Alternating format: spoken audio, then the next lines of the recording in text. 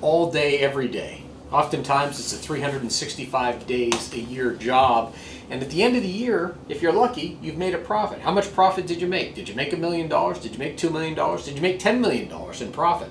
Well, if you did make a profit at running your business, chances are a big chunk of that profit is going to the government, right? You're going to pay some of it to the state in which you live in. Maybe that's Rhode Island, it might be Connecticut, it might be Massachusetts, but the state in which you reside is going to take a big chunk of those profits. And then the federal government is going to be your partner as well. And even with the reduced corporate tax rate, you're still talking anywhere from 21 to 35% tax rates. We're joined today by Wayne Biggs, who is the Chief Executive Officer of the Virgin Islands Economic Development Authority.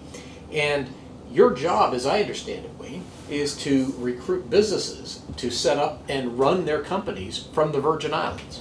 Most definitely, Barry. That's one of our jobs, is to increase investment here in the territory. Yep. And so in an effort to do that, you have this Economic Development Authority, and the U.S. Virgin Islands is a place where business owners can come and establish their business, whether it's a medical device company, it could be a hedge fund, it could be a manufacturing company, a pharmaceutical company, but they produce and headquarter their business in the United States still, but it's in the Virgin Islands, and there's some pretty robust tax incentives, if you will.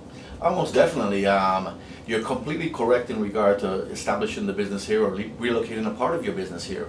And as a result of doing that, and for minimal investment, we can reduce your federal income tax by 90%. And this is a program that's fully approved by Congress. It's been in existence for about 45 years. We have several companies that are doing that currently. And we effectively reduce federal income tax because we do a mirror tax system where we use the federal forms, but the money stays here in the territory. And the federal government has allowed us to do that to increase economic development here in the territory, encourage economic development here in the territory. So they've allowed us to tweak our tax rates. Well, I want you to think about that, folks. Let's say you're running, let's just use your manufacturing widgets, which was the old term we used in college. You manufacture widgets, and at the end of the year, you make a profit of $10 million. Well, even under the new tax laws, $2.1 million is going to go to the federal government, and then depending on your state, another $500,000. So you could end up paying on your $10 million of profit. It wouldn't be unusual to see a business paying $2.5, $3 million of tax on that $10 million of profit. Down here, there's no state tax, right? And all you have is the territorial tax, which would be how much on a $10 million profit? $10 million profit, you'll recover 90% of the taxes. So if you're paying $2 million in taxes, you're effectively paying about $200,000. Just want you to think about that. You take you don't have to be a math major to figure out that paying $200,000 of tax on a $10 million profit is a lot better than paying $2.5 million of tax on a $10 million profit. And you can do it, and you're still in the United States. A lot of people don't understand the fact that the U.S. Virgin Islands, because there's only, 3 islands, right, in the U.S. VI. 3 main islands. And what's the population of the VI? Population is about 105,000. Yeah, 3 main islands. They include St. John, which everybody thinks is a honeymoon destination. St. Thomas, people think of that as a port of call because a lot of people have gone into cruises in St. Thomas. And then the 3rd island would be St. Croix, which is the largest of the islands. But the population, the bulk of the population tends to be on which islands? It's pretty evenly broken. We estimate that both St. Croix and St. Thomas has about 50,000 people, and then St. John has about 5,000 people. So between the 2 bigger islands, it's about $50,000. And you're correct, St. Thomas is looked at the metropolis where there's a lot of port of calls, shopping destinations. St. Croix is a little more laid back, but a great place to do business. Definitely the more manufacturing, more industrial type island. What types of businesses have you seen succeed in the Virgin Islands? Which ones have thrived as a result of coming down here? Yeah, definitely anybody that's involved in the financial markets, whether it be hedge fund managing consulting, they've done very well, extremely well. And entities that are in designated services. We have several call centers. We have several centers that do back office operations. And then we do high value manufacturing where you can do manufacturing and do value added that has large margins. And we have entities that do motherboards. We've had medical devices. A variety of those type of businesses have done very, very well here. So the program has been in existence, you said, for 45 years. Yes, we just celebrated our 45th anniversary last year. It's amazing that very few people know about it, isn't it? I know your job is to promote it and everything, but when you go up to the continent, I was talking to a CPA friend of mine, and I was explaining the program to him, and he looked at me with this vacant stare, like it was too good to be true. Yeah, that's usually the same type of reaction we get when we're talking about the program. But usually we're able to show you physically where it's in the tax code. It's in the IRS code. There's sourcing. There's residency requirements. But You do have to live in the Virgin Islands to establish your business here? you don't have to live to establish your business, but to take advantage of the pass-through reduction in income tax, you have to be a resident for at least 183 days. But your corporation, you can still get a 90% reduction on your corporate taxes. That's a remarkable opportunity when you think about it, just logically. You're looking at your taxes, because New England, which is where our show is broadcast, tends to be a very high tax area. Vermont has very high state income taxes. Maine has high state income taxes. Massachusetts, Connecticut, Rhode Island. When you look at them, and once a year CNBC ranks all the states by business friendliness, and invariably New England states don't rank terribly well because they're high tax states. Virgin Islands, there's no state tax, and the territorial tax is 10% of what it would be on the federal tax form, right? Yeah, that's definitely for businesses that qualify in the program. That's correct. You basically indicate your regular tax amount, and then you get the 90% reduction, because we'll give you a certificate that says you've qualified under this program for a 90% reduction. You mentioned in order to qualify personally, you have to live here 183 days a year. That's correct. What else does a business have to do in order to qualify for the 90% tax reduction?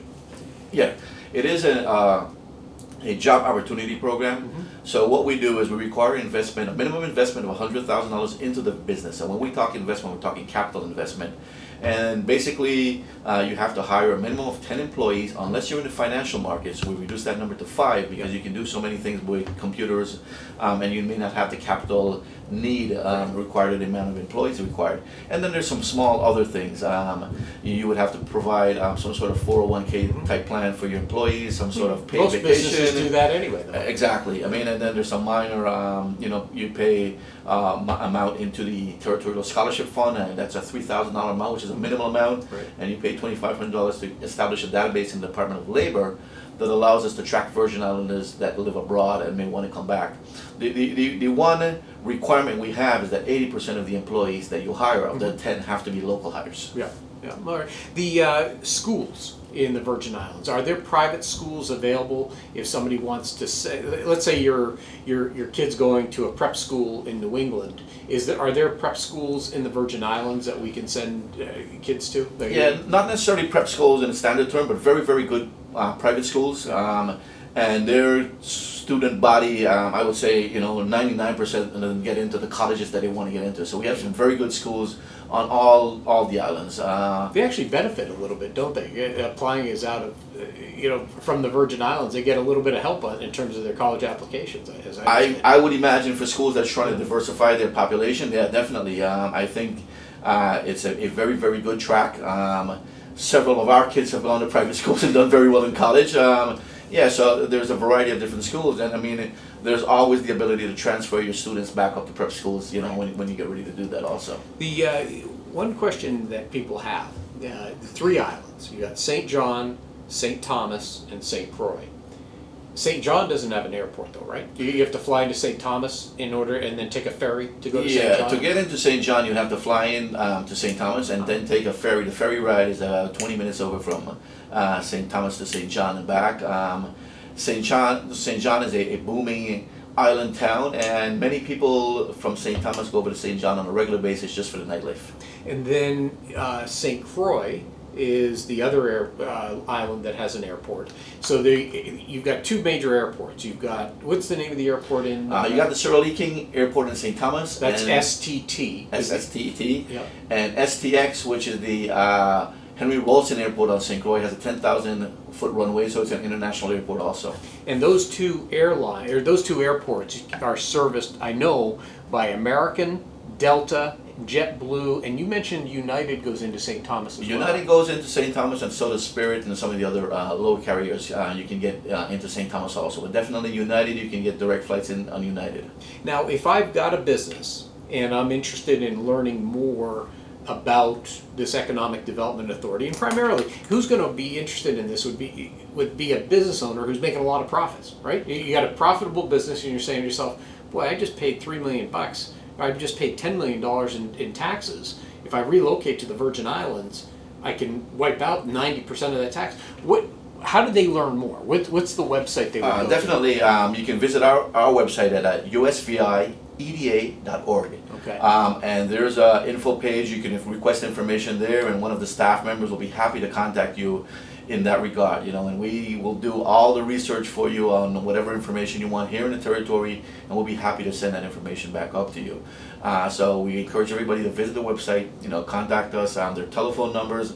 Unfortunately, our number in the St. Croix office is out as a result of the storms, but our St. Thomas office is up and fully functional right now. Yeah. So there's plenty of information that's available to us. So it's usvieda.org, and you actually have a man in Boston that will go out and visit businesses, right? Like if let's say you're running a manufacturing company or a hedge fund or a medical device company, Andrew, who I met, is somebody that would go to your place of business and say, hey, this is how it works, and come on down, take a look. Yeah, Andrew will be happy to visit you in the New England area at any time. Yeah, well, it's been an interesting interview, and I think the idea of reducing your tax liability, your federal tax liability, I want you to think about this.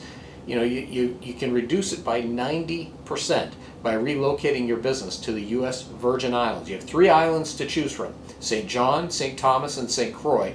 If you'd like to learn more about this exciting program, visit the website usvieda.org. If you want to write it down, it's usvieda.org. Wayne Biggs, I want to thank you for joining us today and sharing all this information. Thanks for having me on. Pleasure, Barry. All right.